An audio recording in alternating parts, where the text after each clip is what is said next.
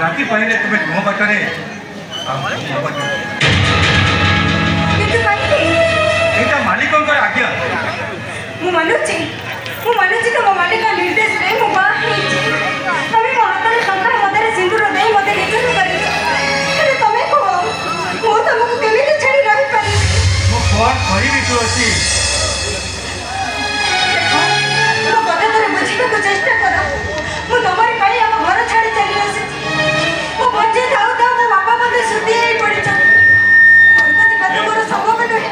ତମେ ଗୋଟେ କାମ କର, ମୋ ହାତ ଯଦି ତମେ ଛାଡ଼ିଦବ ତାହେଲେ ମୁଁ ମଝି ରହିଲେ ବୁଡ଼ି ଯିବି। ନାଇଁ, ତମେ ମୋତେ ଏଠୁ ଘରୁ କାଢ଼ି ଦିଅନି। ମୋ କଥା ଥରେ ବୁଝିବାକୁ ଚେଷ୍ଟା କର। ତୁଳସୀ, ଆରେ ମୋତେ ଥରେ ବୁଝିବାକୁ ଚେଷ୍ଟା କର। ଘରେ ମୋର ସାବତ ମା, ମାଡ଼ ଗାଳି ଛଡ଼ା ସେ କିଛି ଜାଣେନି।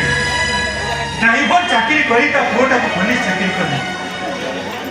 ଏବେ ବି ସେ ବେଳେ ବେଳେ ହାତ ଉଠେଇ ମୋତେ ମାରେ।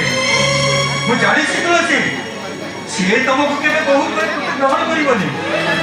ତାହେଲେ ତମେ ଗୋଟେ କାମ କର, ମୁଁ ଏ ଘର ଛାଡ଼ି ଚାଲିଯିବା ପୂର୍ବରୁ ତମେ ନିଜ ହାତରେ ମୋତେ କାଟି ଚିପି ମାରିଦିଅ। ଆରେ କେମିତି ମାରିବି? ଆରେ ତମେ ପରା ମୋ ପ୍ରଥମ ପ୍ରେମ। ଆରେ ପିଲାଦିନୁ ତମକୁ ମୁଁ ଭଲ ପାଉଥିଲି, ହେଲେ କହିବାକୁ ସାହସ ନଥିଲା। କାଳେ ତମେ ମନା କରିଦେବ ଯେ ରାମ ଅଭିମାନରେ ମୋତେ ଛାଡ଼ି ଚାଲିଯିବ।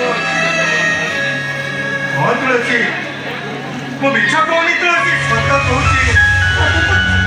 ତମେ ମୋତେ ସ୍ୱାମୀ ଭାବରେ ପାଇ କେତେ ଖୁସି ତାହା ତ ମୁଁ ଜାଣେ ନା, ହେଲେ ତମକୁ ମୁଁ ସ୍ତ୍ରୀ ଭାବରେ ପାଇ ଆଜି ଅନେକ ଖୁସି।